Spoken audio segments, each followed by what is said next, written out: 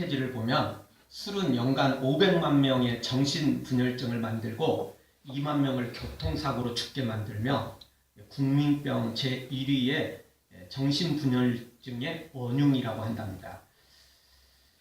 정말 가정과 사회, 국가의 적이 아닐 수 없습니다. 불란서에도 이 술 때문에 능률이 연중 3일이 손해이고 이 알코올로 인한 손해 액수가 35억 내지 70프랑이나 된다고 합니다. 담배도 두말할 것도 없습니다. 폐암 환자가 30년간 500%나 증가한 것은 흡연율과 정비례한다는 것입니다. 암 환자의 2분의 1이 이 술과 이 담배가 원인이라고 합니다. 마약이나 도박 이런 것은 두말할 것도 없습니다. 이건 너무나 잘하는 것들이니까 두말하면 잔소리겠죠. 우리는 먹든지 마시든지 주의 영광을 위해서 살아야 되는데 많은 사람들은 그렇게 하지 않고 그냥 육체의 쾌락을 잠시 그냥 입과 기분 이런 것들을 위해서 살아가는 사람들이 너무나 많습니다. 여러분, 이렇게 살아가는 사람들은 자기 스스로 더러운 것과 해로운 것에 자기 몸을 그리고 자기의 마음을 자기의 영혼을 내어 맡기는 사람과 똑같습니다. 결국 이런 사람들은 이런 것들에 중독이 되고 결국 죄에 빠져서 허우적거리는 삶을 살 수밖에 없습니다. 여러분, 우리는 우리 앞에 주어진 저주를 할지라도 그걸 복으로 바꾸어가는 하나님의 사람이 되어야지, 나 스스로 나를 저주 속으로 끌고 가는 것은 더럽고 추악한 것으로, 천한 것으로 나를 끌고 가는 것은 정말 미련하고 어리석은 것입니다. 안 그래도 우리는 죄를 져서 약하고 부족한 존재인데 거기다가 더 천한 모습으로, 더 더러운 모습으로, 더 해로운 모습으로, 더 악한 모습으로 우리를 내어 던진다면 어떻게 우리가 구원의 길을 걸을 수가 있겠습니까? 사랑하는 성도 여러분, 영육간의 저주는 버리고 복으로 바꾸어가는 하나님 주신 은혜를 나의 것으로 만들고 또 하나님의 도우심으로 날마다 승리하며 살아가는 모두가 되어지기를 주의 이름으로 축원합니다. 오늘 성경은 바로 이 스스로 이 저주 속으로 들어간 사람, 스스로 더럽고 추한 것으로 들어간 사람이 소개되고 있고, 또 오늘 성경은 아니지만 다른 성경을 통해서 뒷부분까지 가보면 또 그것을 극복하는 사람이 소개되고 있습니다. 오늘 성경 통해서 우리가 첫 번째 생각해 볼 말씀은 5절에서 7절을 통해서 분노를 다스리지 못하면 저주를 받는다는 것입니다. 시몬과 레위는 가나안 세겜에 들어갔을 때 이들의 여동생인 디나가 추장인 세겜에게 강간을 당하고 세겜이 청혼을 하자 부동 남자들이 전부 할례를 받으면 결혼을 허락해 주겠다고 해놓고는 막상 할례를 받자 며칠 후에 그들이 움직이기가 어려울 때 다 아물기 전에 그들을 찾아가서 모든 남자들을 다 죽여버립니다. 그리고 모든 재산을 빼앗고 그리고 여자들을 사로잡아 오죠. 사실 여동생이 강간을 당했으니 얼마나 분노가 크겠습니까? 성추행만으로도 기가 막힐 일인데 강간을 당했으니 가만히 있는 사람이 미련하고 정말 가만히 있는 사람이 사실 가족이라고 말할 수 없겠죠. 안 그래도 우리나라 지금 요즘 미투 운동이 벌어지고 있습니다. 연예계, 학계, 정치계, 체육계, 한번 터지기 시작하면 진짜 본물 터지듯 터지게 될 것입니다. 지금만으로도 참 정말 끔찍하고 사람이 어떻게 저럴 수 있나. 사람이 실수할 수 있잖아요. 근데 이거는 실수 단계를 넘어선 거예요. 완전히. 자신의 지위를 이용해서 협박을 하고 그걸로 사람들을 추행하고 폭행을 하는 이런 나쁜 놈들이 사회의 지도층으로, 사회의 유명한 사람들로 이렇게 자리 잡고 있으니 그러니 이 나라가 어찌 되겠습니까? 당연히 이 두 오빠인 시몬과 레위 가만히 있는 게 정상이 아닙니다. 여러분, 여동생이 이런 일을 당했는데 그럼 구경하고 있어야 됩니까? 그럴 수 없죠. 정말 우리 모두도 마찬가지일 것입니다. 마음 같아서는 당장 가서 때려 죽이고 싶을 만큼 그런 마음이 들 것입니다. 그럼에도 불구하고 그렇게 해서는 안 되는 거예요. 하나님의 사람들은 무조건 분노가 일어난다고 분노대로 사는 것은 아닌 것입니다. 그럼 마냥 구경만 하고 있어야 됩니까? 찾아가서 그냥 항의만 하고 그럼 말아야 됩니까? 그렇진 않습니다. 당시의 법으로도 이런 일이 벌어졌을 때는 당사자는 죽일 수 있었습니다. 사형을 시킬 수 있었던 거죠. 그러니 여동생과 상관이 없는 다른 남자들과 다른 가족들을 이렇게 해치는 것은 절대 안 되는 거였죠. 딱 그 사람 추장인 세겜만 건드려야 돼요. 왜 그 사람이 잘못했습니까? 만약 그 사람과 동조자가 있다면 그 사람도 처벌을 받아야 되겠죠. 그런데 같은 부족이라는 이유로 다른 사람까지 전부 죽이는 것은 그건 안 되죠. 그것은 전적으로 죄악인 것입니다. 그건 분노 때문에 일을 더 크게 벌인 것입니다. 그리고 또 하나님의 백성인 표시인 할례를 이용한 것도 안 되죠. 그럼 할례를 받는다는 건 하나님의 백성이라는 표시거든요.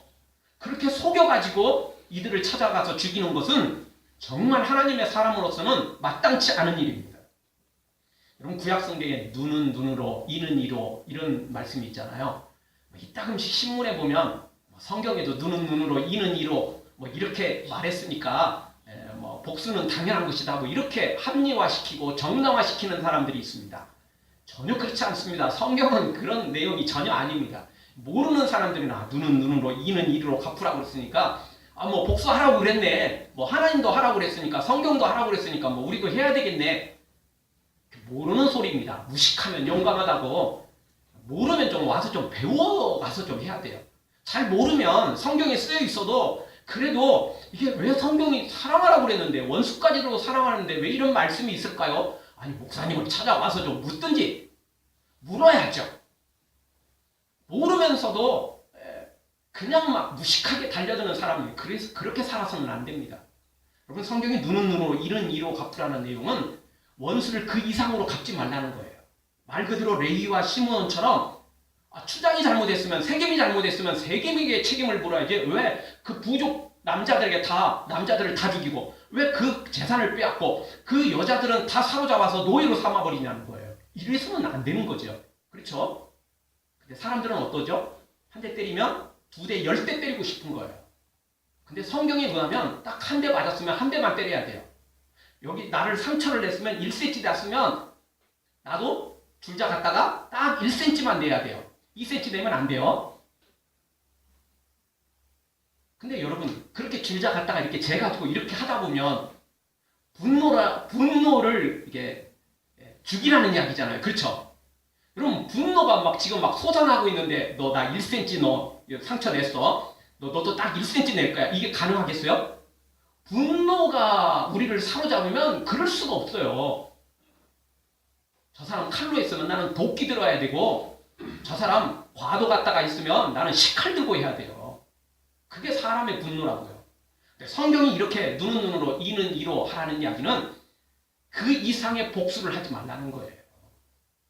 이게 복수를 네 마음대로 해라 이런 성경이 아니고 하나님의 이 말씀을 그렇게 오해하면 안 되죠. 이 말씀은 진짜 복수를 그 이상으로 하면 절대 안 된다라는 것을 우리에게 가르쳐주고 있다. 그 이야기는 한마디로 복수를 하지 말라는 말과 크게 또 다르지도 않아요. 아예 하지 말라 이렇게 할 수는 없어요. 그러나 이걸 법적으로 하라는 거죠. 법대로 하라는 거예요. 하나님의 법, 또 세상의 법 이런 것들이 있으니까 이렇게 하라는 거죠. 가인도 분노를 다스리지 못하다가 실패한 사람입니다. 인류 최초의 살인자가 되고 말았죠. 그것도 다른 사람이 아닌 자신의 동생을 말입니다. 어느 날 하나님께서 가인과 아벨에게 너희들이 제사를 드려라 이렇게 말씀을 하셨죠. 그래서 가인과 아벨이 각자 제사를 준비해서 하나님께 드렸습니다. 가인은 성의 없이 귀찮은데 놀기도 바쁘고 일하기도 바쁘고 쉬기도 바쁜데 뭘 또 제사라고 그래? 믿음이 없었으니까 이런 거죠. 나오긴 나왔는데 어거지로 나왔어요. 교회 나오긴 나왔는데 어쩔 수 없이 나왔어요. 그리고 나왔으면 또 어쩔 수 없이 나왔더라도 구레네 시몬처럼 억지로 십자가 졌어도 좀 이렇게 마음을 들여놓으면 괜찮은데 여기 나왔어도 마음은 콩밭에 있는 거예요. 아니 완전히 딴 생각하고 있는 거예요. 전혀 지금 하나님을 예배하고 있지는 않는 거죠. 그러니 이 가인의 예배는 하나님 받지 않으신 거죠. 대신 아벨은 믿음으로 제사를 준비했고 또 믿음으로 제사를 드렸어요. 그러니 하나님 받으셨죠. 가인이 이걸 보고는 얼굴에 분노가 안색이 변해버립니다. 분노가 가득 차오르죠. 아니 동생 거든 받으시고 내 건 안 받아? 동생 전원만 아벨 전원만 없었으면 나도 이런 창피 안 당하는데 내 체면 완전히 깎였어. 사실 가인이 해야 될 건 뭐죠? 아 내가 믿음으로 제사하지 못해서 하나님이 안 받으셨구나. 내가 이제부터는 믿음으로 해야지. 내가 아니 다음이 아니라 나 다시 제사해야지. 이게 정상인 거 아니에요? 그런데 자신의 잘못은 생각 않고 하나님이 내 거 안 받았다. 이 분노를 갖게 되고 그리고 아벨 전원만 없었으면 나도 내가 이런 창피는 안 당할 텐데 이렇게 체면 깎이는 일은 아닐 텐데 둘 다 안 받았으면 뭐 똑같이 되네 쌤쌤이네 뭐 이렇게 됐을 텐데 이 분노가 솟아오르죠. 그래서 하나님께서 가인에게 뭐라고 말씀하셨냐면 창세기 4장 6절 여호와께서 가인에게 이르시되 내가 분하여 하면 어찌미며 안색이 변함은 어찌미뇨. 7절 죄의 소원은 내게 있으나 너는 죄를 다스릴지니라. 죄의 소원이 죄가 너를 지금 유혹하고 있고 또 너가 그런 죄를 짓고 싶은 지금 마음이 가득 차 있는데 너 죄에게 속지 말고 죄에게 무너지지 말고 도리어 죄를 다스리라. 이렇게 말씀을 해주셨어요. 경고해 주시고 교훈까지 주시고 가인에게 그 분노대로 살지 말도록 하나님께서 사인까지 다 주셨어요. 그럼에도 불구하고 가인은 분노를 다스리지 못하고 아벨과 함께 있을 때 아벨을 죽여버리죠. 여러분 사람이 이렇게 분노를 다스리지 못하면 원수가 문제가 아니라 체면 깎였다는 이유 하나로 기분이 상했다는 이유 하나로 이렇게 칼부림을 하게 되고 총을 쏘고 사람을 죽이게 된다는 것입니다. 그게 심지어 가족이라 할지라도 예외가 아닐 수 있다는 것입니다. 그래서 잠언 4장 23절 무릇 지킬 만한 것보다 너의 마음을 지키라라고 우리에게 말씀해 주고 있습니다. 이 마음을 지키지 못하는 사람, 이 분노를 다스리지 못하는 사람 결국 인생 망치고 마는 것입니다. 우리의 마음을 죄에서 유혹에서 우리가 지켜야만 되는 것입니다. 왜냐하면 생명의 근원이 여기서 나기 때문에 그렇습니다. 우리의 마음을 지키지 못하면 우리는 생명을 얻을 수가 없습니다. 우리의 마음을 지키지 못하면 우리는 믿음으로 살아갈 수가 없는 것입니다. 분노대로 살아가는 사람 당연히 하나님의 말씀대로 살 수 없는 거죠. 사실 1절 이하에 있는 내용 장자 르우벤도 마음을 지키지 못해서 아버지의 침상에 오르고 만 거죠. 그냥 성적인 것에 빠져가지고 앞뒤 안 가리고 그렇게 행동을 해버린 것입니다. 사실 르우벤은 장자이면서도 동시에 능력이 탁월한 사람이었습니다. 그런데 자기 마음을 지키지 못해서 한순간 그 죄 때문에 인생이 추락하고 말았습니다. 그래서 장자의 명분이 요셉에게 넘어가 버렸고 그 능력도 탁월했는데 한순간 그의 모든 달란트마저도 능력마저도 다 상실하고 말았던 거죠. 사실 이 정도 되면 사형에 해당되는데 그나마 살아난 것만으로도 다행일 정도였죠. 우리의 마음을 다스리지 못한다면 우리의 분노를 다스리지 못한다면 우리의 세상의 그런 쾌락들을 이런 마음들을 다스리지 못한다면 이 정욕을 다스리지 못한다면 욕심을 다스리지 못한다면 우리는 죽을 수밖에 없습니다. 우리는 절대 구원의 길을 걸어가기가 불가능한 것입니다. 따라서 오늘 우리의 마음을 다스려야 됩니다. 우리의 분노를 다스려야 됩니다.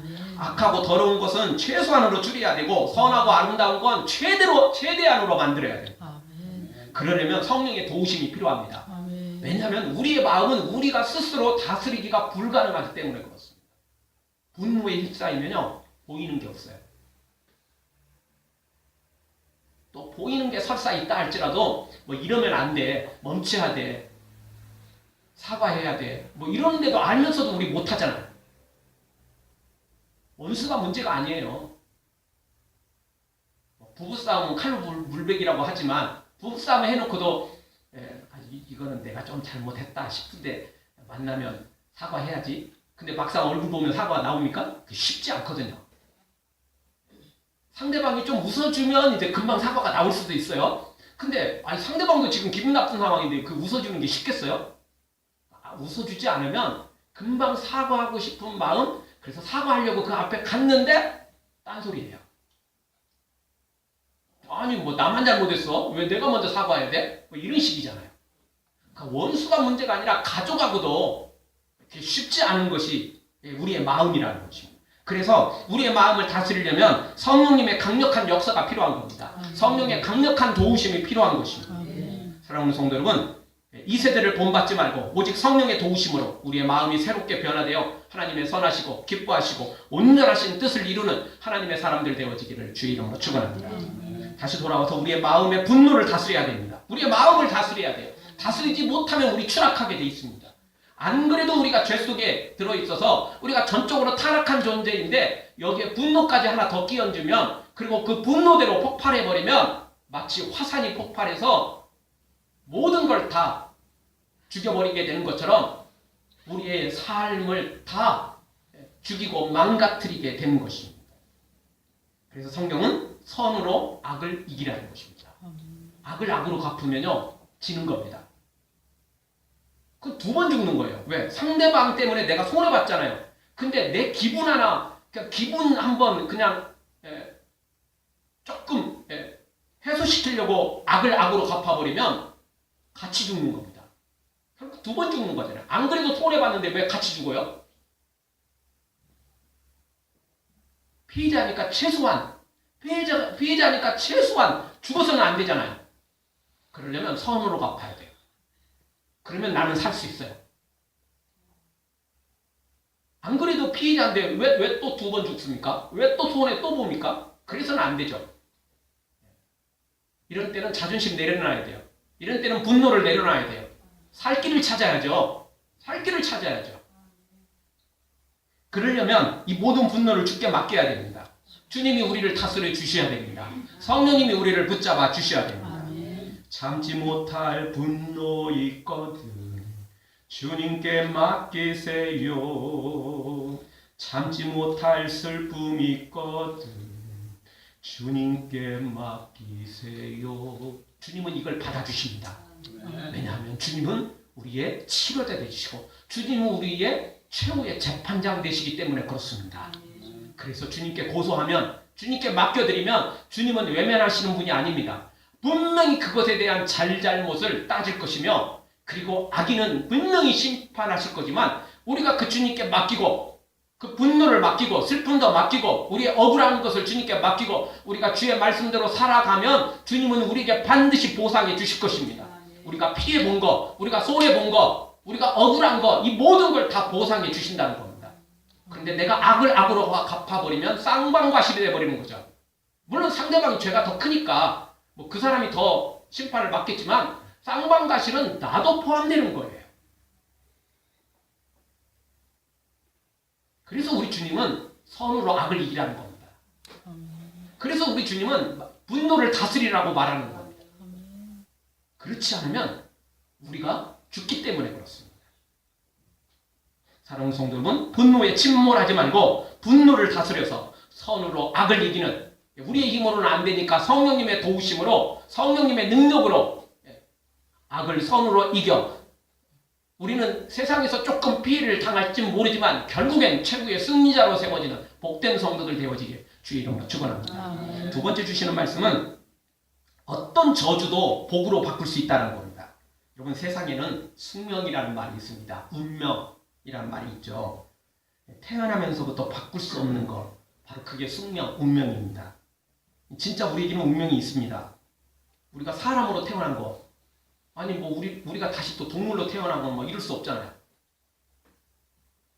대한민국에 태어난 거, 그걸 뭐 바꿔가지고 뭐 아프리카에 태어난다든가, 나는 미국이 좋으니까 미국으로 뭐 미국에서 태어난다든가, 그럴 수 없잖아요. 한 번 태어난 거 바꿀 수 없어요. 운명입니다, 운명. 그리고 우리가 죽는 것도 운명입니다. 어떤 사람도 죽음을 피해간 사람은 없습니다. 죽지 않으려고 뭐 진시황은 별거 다 찾았지만 그래도 그 권력으로도 그 돈으로도 어떻게 할 수 없었어요. 어떻게 할 수 없는 겁니다. 운명입니다. 그리고 우리가 죽고 나면 지옥 가는 것도 운명입니다. 바꿀 수 없어요. 어떤 것도 해결할 수 있는 길이 없는 것입니다. 진짜 운명이에요, 운명이에요. 이건 우리 스스로 절대 바꿀 수 없는 겁니다. 때가 되면 죽고 때가 되면 지옥의 심판을 받아서 우리는 그 길로 가야 돼요. 이게 우리의 운명입니다. 숙명입니다.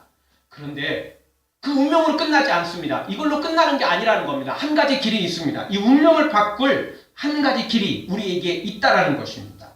그것을 우리는 알아야 됩니다. 바로 그 길이 예수님이신 것입니다. 예수님은 우리에게 분명히 이 길을 제시해 주셨습니다. 그래서 요한복음 14장 6절에 보니까 내가 곧 길이요 진리요 생명이니 나로 말미암지 않고는 아버지께로 올 자가 없느니라. 우리 예수님은 길이요 진리요 생명이십니다. 우리의 운명을 바꾸십니다.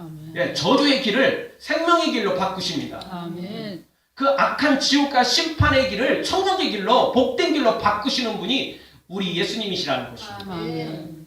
우리는 길을 마음대로 바꿀 수가 없어요. 이미 말씀드렸던 것처럼 대한민국에 태어난 걸 바꿀 수 없거든요. 우리 죽음을 바꿀 수 없어요. 다른 길로 죽음 길 말고 생명의 길로 우리는 막 바꿀 수 없어요. 지옥의 길도 바꿀 수 없다고요. 그러나 우리 예수님은 길을 만드시는 분입니다. 아멘. 그래서 천국을 만드시려고 이 땅에 내려오신 거예요. 아멘. 그래서 우리를 천국으로 이끌어 가시는 분이죠. 아멘. 그러니 그 예수님을 믿기만 하면 새로운 길이 열리는 것입니다. 아멘. 그래서 우리 예수님이 이 땅에 내려오셨고 십자가 지셨고 죽으시고 부활하신 것입니다. 그리고 마지막 그 우리의 운명을 완전히 바꿔버리시려고 재림하셔서 우리를 천국으로 이끌어 가실 것입니다. 여러분, 세상에 내가 할 수 없다고 포기하는 것은 어리석은 것입니다. 내가 할 수 없으면 할 수 있는 사람한테 부탁하면 되잖아요. 여러분, 우리가 어디 길 찾아가는데 뭐 차를 타고 가든 걸어가든 우리가 길을 찾아가는데 내가 모르면 어떻게 해야 됩니까? 사람한테 물으면 되죠. 또 내비게이션 켜면 돼요.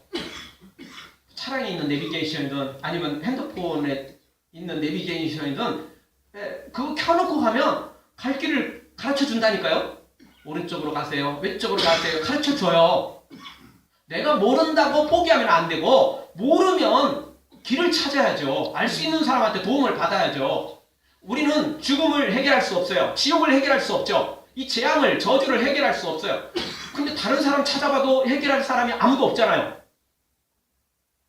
그렇다고 포기할까요? 길이 있다니까요. 우리 예수님이 그 생명의 길을 만드시는 분이라고요. 아멘. 우리 예수님은 저주를, 그 죽음을, 재앙을 바꾸시는 유일한 분이시라고요.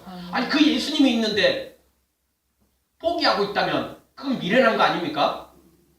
자기 스스로 저주의 길을 찾아가는 겁니다. 새로운 길이 있는데 그게 불가능한 일이 아니에요. 우리는 불가능하지만 예수님을 찾으면, 예수님께 맡기면 그거 생각보다 쉬운 일이 되는 것입니다. 이사야 55장 1절에 3절에 보면 너희 목마른 자들아 물로 나와라.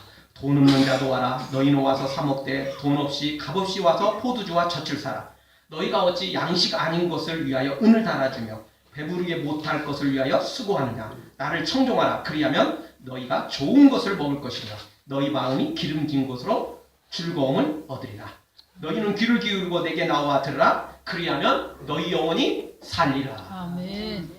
우리가 주님을 찾고 또 찾으면 우리의 영혼을 살려주신다. 분명히 약속해 주셨습니다.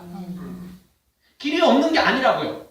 자기가 귀를 막은 거고 자기가 관심이 없어서 그런 것이지 길이 없는 게 아니라는 것입니다. 하나님을 찾기만 하면 됩니다. 예수님을 구하고 찾고 문을 두드리기만 하면 그 예수님은 반드시 우리를 만나 주십니다. 그리고 우리를 치유해 주시고 구원해 주십니다.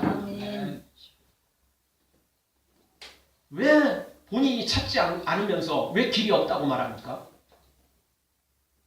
그것은 너무 미련한 것입니다.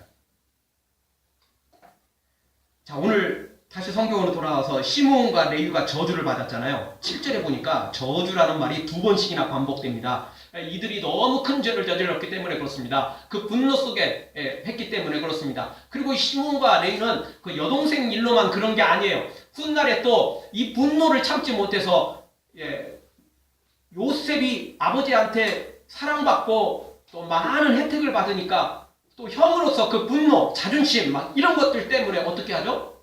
요셉을 종으로 팔아버리잖아요. 이들은 끝까지 자신의 분노를 다스리지 못해요. 자기 마음을 다스리지 못해요. 물론 다른 형제들도 뭐 별 차이는 없죠. 그래도 이 시므온과 레위는 다른 형제들보다 더 심했어요. 근데 이걸로 끝이 아닙니다. 딱 여기까지만 보면 이들은 진짜 저주 속에 살고 저주 속에 인생을 다 망쳐버린 것 같지만 절대 그렇지 않습니다. 왜냐하면 우리 하나님에겐 어떤 저주의 길로 빠졌어도 나 스스로 저주 속에 들어갔다 할지라도 회개하고 뒤돌아서면 또 그 저주를 축복으로 바꿀 수 있거든요. 아멘. 그것이 하나님에게 있어요. 설사 죽은 자라 할지라도 우리 하나님은 다시 살리시거든요. 아멘. 예수님 말씀 한마디면 죽은 나사로가 살아나고 아멘. 예수님 말씀 한마디면 거칠 파도가 잔잔해지며 아멘. 예수님 말씀 한마디면 물이 변하여 포도주가 된다고요. 아멘. 그런데 분명한 건 그 예수님께 부탁해야 돼요. 아멘. 그 예수님을 찾아야 돼요. 아멘. 나는 놀고 있는데 예수님이 알아서 다 하신다? 아니요. 십자가 지시고 생명의 길을 우리한테 알려주신 것까지는 예수님이 다 하세요. 그러나 그 이후부터는 우리가 해야 돼요. 밥 다 준비해가지고 밥 떠가지고 하라고 그러시잖아요. 도 안 하면 어떻게 되냐고요. 나 귀찮아요 나. 그러면 그건 우리 책임이잖아요. 아니 우리 보고 밥해서 먹으라는 게 아니에요. 예수님 다 밥해놓고 십자가 다 지시고 천국길까지 다 예배해 놓으셨다니까요. 그냥 우리 보고 아만 하라고 하면 그냥 입 벌리고 먹기만 하면 돼요. 그럼 너무 쉬운 거예요. 이것도 안 하면 되냐고요. 그러면 방법이 없는 거죠. 우리가 믿는 하나님은 언제든지 저주를 복으로 바꿀 수 있는 전능하신 분입니다. 아멘. 우리가 손해봤다고 상처받았다고 분노가 있다고 저주가 있다고 자포자기해서는 안 됩니다. 우리의 운명을 우리의 분노를 치유하시고 회복하시는 우리 예수님이 계시기 때문에 그렇습니다. 아멘. 세상에 억울한 사람 많겠지만 여러분 예수님만큼 억울하고 분노를 갖고 배신감을 당한 사람이 누가 있겠습니까? 예수님은 12 제자들한테도 배신을 당했을 뿐만 아니라 이스라엘 전 사람들, 아니 그 주변에 수많은 이방인들까지라도 예수님 때문에 병에서 고침받은 사람 한둘이 아닙니다. 아니 한둘이 아니라 수만 명 될 것입니다.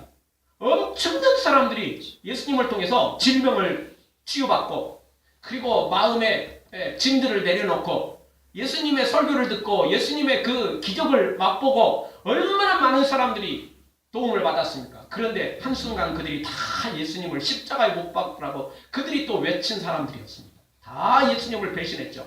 예수님만큼 분노와 예수님만큼 상처와 예수님만큼 그 억울함을 가진 사람은 세상에서 찾아볼 수가 없어요. 근데 그런 예수님께서도 그런 우리를 위해서 이런 배신자 이런 정말 악한 우리 사람을 위해서 십자가 지셨고 용서해 주셨잖아요. 마지막 십자가 지시는 그 순간까지라도 우리를 위해서 기도하셨고 다 이루었다. 마지막까지 우리를 위해서 다 내놓으셨잖아요. 생명뿐만 아니라 피 한 방울, 물 한 방울, 물 한 방울까지 우리를 위해서 다 내어주셨잖아요. 아멘. 조금 힘든 거, 물론 힘든 거 사실입니다. 상처받으면 아픕니다. 배신감 당하면 정말 그 분노, 억울함 이루 말할 수 없을 것입니다. 그래도 나만 억울하고 나만 상처받았고 세상에 정말 나만 이렇게 그렇다고 생각하지 마십시오. 예수님은 우리보다 그 어떤 사람보다 더 큰 배신감을 당했고 더 큰 상처를 받았고 더 큰 억울함을 당했습니다. 그럼에도 불구하고 예수님은 그걸 능히 승리하셨습니다. 아멘. 우리도 예수님을 찾고 구하고 그 예수님의 은혜를 구하면 어떤 상처도 치유받고 어떤 분노도 다스릴 수 있고 어떤 억울함도 예수님 안에서 해소할 수 있습니다. 예수님에겐 그만한 능력이 있고 그만한 모든 좋은 것들을 갖고 계십니다. 그리고 그 모든 것들을 완전히 다 잊어버리게 만들 만한 영원한 천국과 상급이 준비되어 있다는 것입니다. 여러분 분노에 속지 말고 분노에 빠지지 말고 마음을 다스려서 우리 힘으로는 안 되지만 성령님이 도우시면 충분히 이겨낼 수 있습니다. 성령님이 함께 하시면 능히 이길 수 있습니다. 성령의 도우심으로 우리 예수님을 닮아가 분노를 이겨내고 마음을 다스려 능히 승리자 되어지기를. 그래서 여기 레위 지파가 저주를 받았지만 시몬도 마찬가지지만 특별히 레위 지파는 훗날에 모세와 아론이 하나님 앞에 헌신함으로 말미암아 제사장 지파가 되어버리고 성전에서 영원토록 봉사하는 정말 위대한 하나님의 지파가 되고 말았습니다. 이 저주를 엄청난 복으로 바꿔버렸어요. 저주받았다고 내 잘못으로 저주받았다고 끝이 아닙니다. 타인 때문에 저주받은 건 두말할 것도 없고 내 잘못으로 내 죄 때문에 저주받았다 할지라도 회개하고 뒤돌아서면 그리고 은혜를 구하면 그리고 충성하면 복으로 바뀝니다. 아멘. 이 주님을 만나서 생명의 길 걷기를 저주를 복으로 바꾸고 승리의 길을 걷기를 주의 이름으로 축원합니다. 아멘. 기도하겠습니다. 통성으로 잠깐